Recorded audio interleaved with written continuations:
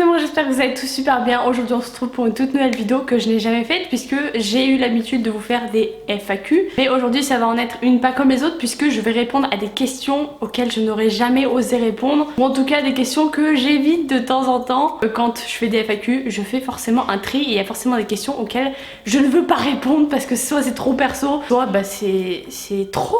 Du coup je vais y répondre aujourd'hui. J'ai vu cette vidéo sur plusieurs chaînes YouTube et franchement j'ai grave kiffé le concept. Du coup aujourd'hui on va essayer de faire tomber les masques et de répondre sagement à des questions auxquelles je ne réponds jamais. Juste avant que cette vidéo commence, n'hésitez pas à la liker si elle vous plaît, n'hésitez pas non plus à vous abonner, on est presque aux 200 000 abonnés et n'hésitez pas non plus à venir me rejoindre sur Instagram SevaStyleOff, c'est d'ailleurs là que je vous ai proposé de participer à cette vidéo. Donc si vous voulez participer aux prochaines, et bien venez me rejoindre sur Instagram. Puis moi je vous dis allez c'est parti. Première question, ça c'est vraiment une question, alors j'y avais déjà répondu en vidéo, j'évite de vous y répondre à chaque fois parce que bon c'est un peu rébarbatif, mais je vais vous y répondre ici une bonne fois pour toutes. Quel est l'âge de ta première fois et est-ce que tu as eu mal?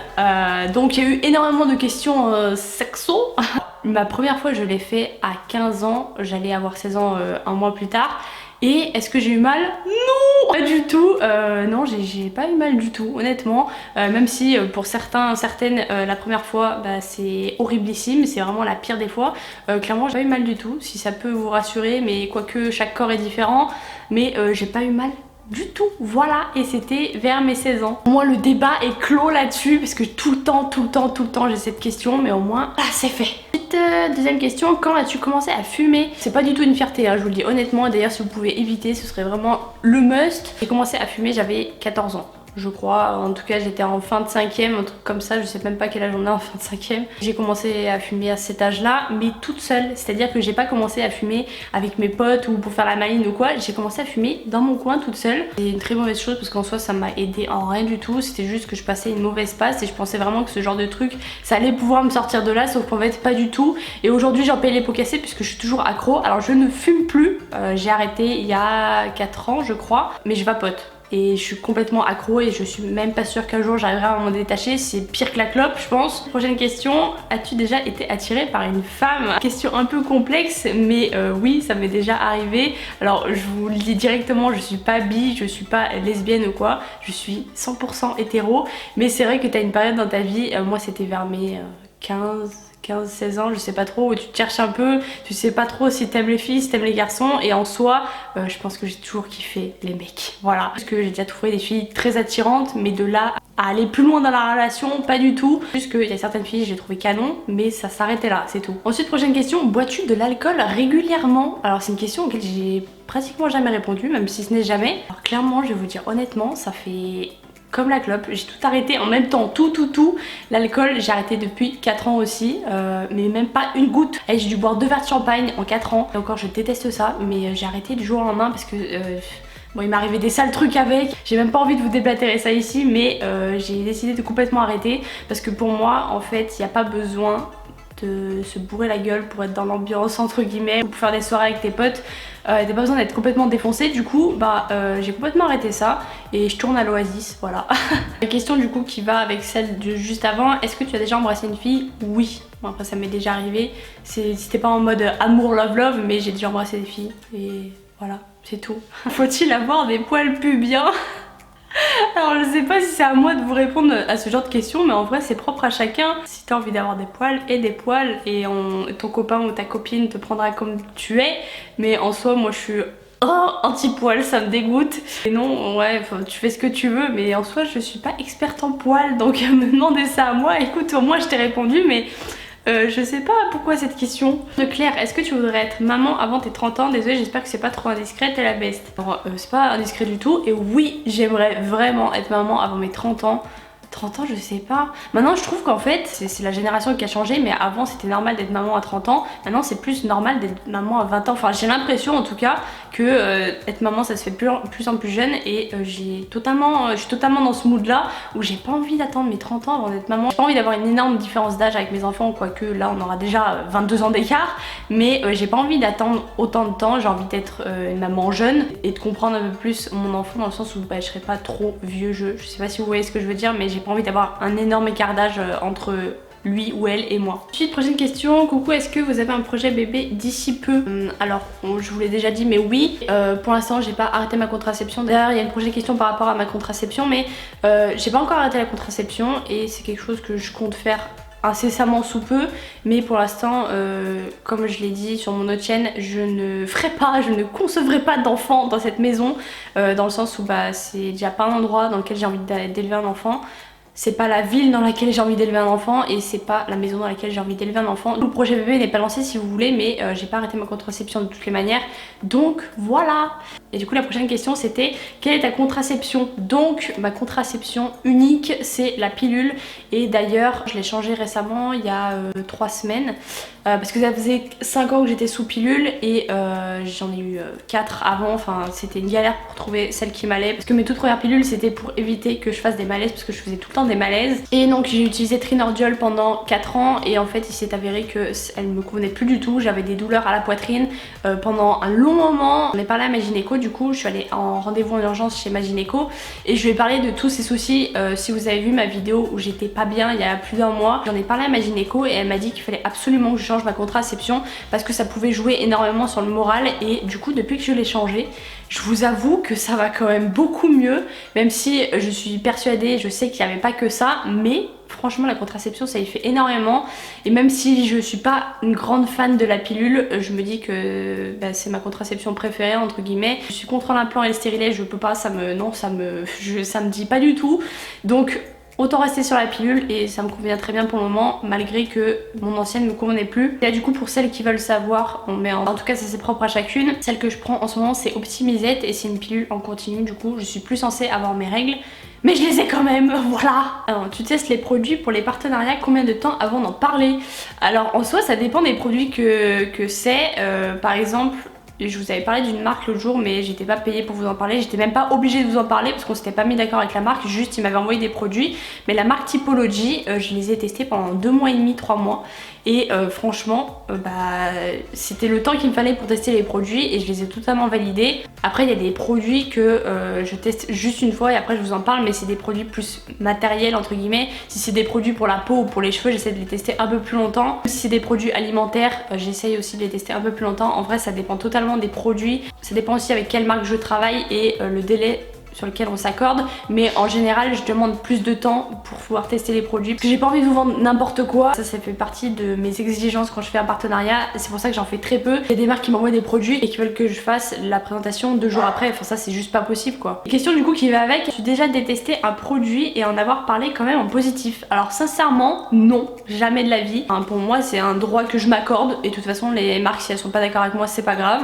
Je me suis jamais mis en porte-à-faux avec des marques pour ça justement, mais si un produit qui me convient pas, j'ai toujours dit à la marque si ça me convient pas je n'y présente pas parce que j'estime être en droit de décider ce que je peux dire et de vous dire si c'est bien ou pas. Donc non, j'ai jamais vraiment détesté de partenariat, il y en a qui étaient meilleurs que d'autres mais en soi non, j'ai jamais été vraiment déçue des partenariats que j'ai pu faire. Entre YouTube et ta vie personnelle, ce n'est pas trop dur à gérer? Honnêtement si. Vraiment, étant donné qu'en plus de ça j'ai 2 chaînes, je fais une vidéo tous les jours, un live tous les jours minimum, donc pour voir ma famille c'est compliqué, pour avoir du temps pour moi c'est aussi très compliqué, pour avoir du temps pour dormir aussi c'est compliqué puisque je vis totalement en décalé, donc ouais c'est compliqué à gérer, mais après faut trouver l'entre-deux, faut essayer de trouver des moments aussi pour soi, mais en même temps c'est compliqué quand bah, tu travailles tous les jours, 365 jours sur 365, c'est compliqué, je te l'avoue. Un fantasme. Un fantasme, alors en soi j'en ai pas tellement, mais c'est même pas un fantasme, mais un truc que je trouve relativement sexy chez un homme, notamment chez mon homme, c'est quand il est en costard. Je sais pas pourquoi, quand c'est chemise, costard et tout, je trouve ça mais trop sexy, mais en soi c'est pas genre vraiment un fantasme, ouais faire l'amour dans un ascenseur, pas du tout tu vois. Ensuite prochaine question, tu penses rester toute ta vie avec Roro? Oui. En fait ce serait bizarre que je vous dise non, enfin je sais pas, si je fais déjà des plans de le quitter, c'est débile. Tu te mets pas avec quelqu'un dans le but de le quitter quelques mois plus tard, enfin pour moi ça n'a aucun sens.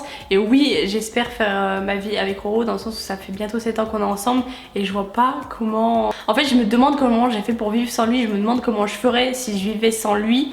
Et c'est juste inenvisageable, donc oui pour moi je compte faire ma vie avec Roro et il n'y a aucun doute là-dessus. Ça fait combien de temps que t'es avec Roro et quel âge avez-vous? Alors celle-là j'ai déjà répondu mais je vous refais un petit topo là-dessus. Ça fait bientôt 7 ans qu'on est ensemble. On s'est mis ensemble, on avait 16 ans, aujourd'hui j'en ai 22, voilà. Vous avez fait la première fois avec Roro, alors je suis désolée de vous annoncer et franchement j'en suis mais tellement attristée depuis des années.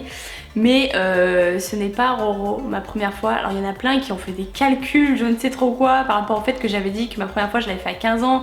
Et du coup vu qu'on s'était mis ensemble à 15-16 ans, ils ont cru que c'était Roro. Malheureusement ce n'est pas lui. Et j'aurais tellement aimé que ce soit lui. Franchement je regrette de ouf.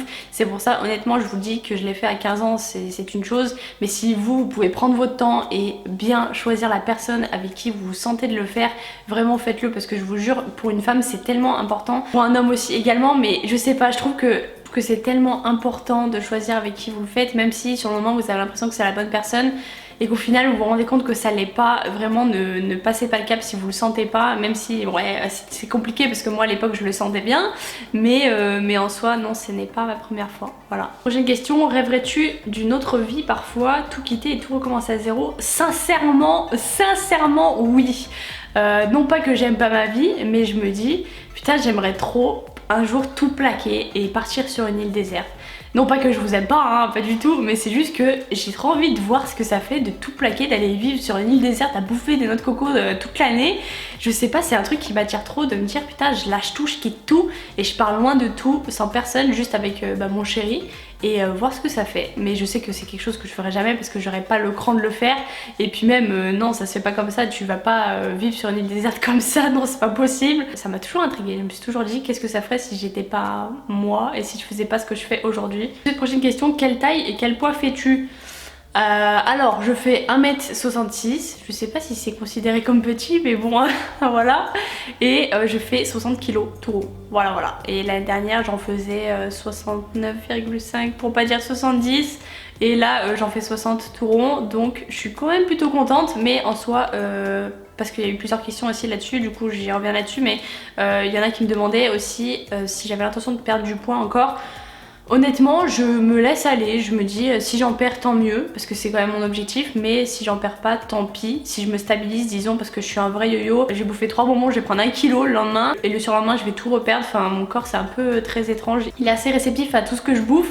Du coup si je perds encore du poids tant mieux. Après j'ai pas envie d'arriver genre à 50 kg parce que je fais quand même 1m66 et je pense que ce serait pas assez, mais je pense 55 ce serait bien.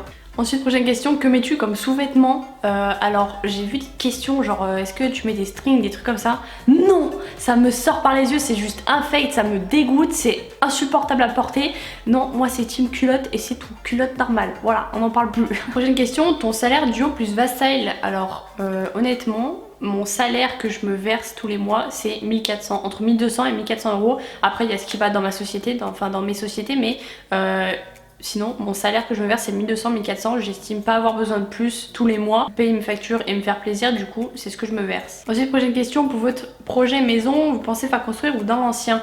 Alors honnêtement de base mon rêve c'était de faire construire vraiment la maison que je voulais au poil à poil. En fait j'ai pas le temps, j'ai pas envie d'attendre, et du coup là notre projet maison c'est d'acheter, mais une maison qui est déjà faite, après quand même avec ce qu'on veut dedans. Mais en fait on est tellement pressé de partir, on a tellement envie d'avoir notre maison à nous, que du coup le projet construction j'ai complètement laissé tomber, et je me dis si un jour ça doit se faire ça se fera, mais pour le moment ce serait d'acheter une maison déjà faite. La plus grande peur, les mantes religieuses. Je l'ai déjà dit il y a plus d'1 an, mais ça c'est un truc, ça m'horrifie vraiment, j'en vois une mais je me mets à pleurer vraiment. C'est un truc, ça c'est juste pas possible. Limite tu mets une migale à côté, c'est de la gnognotte, mais alors une menthe religieuse je ne peux pas. As-tu déjà été infidèle? Non.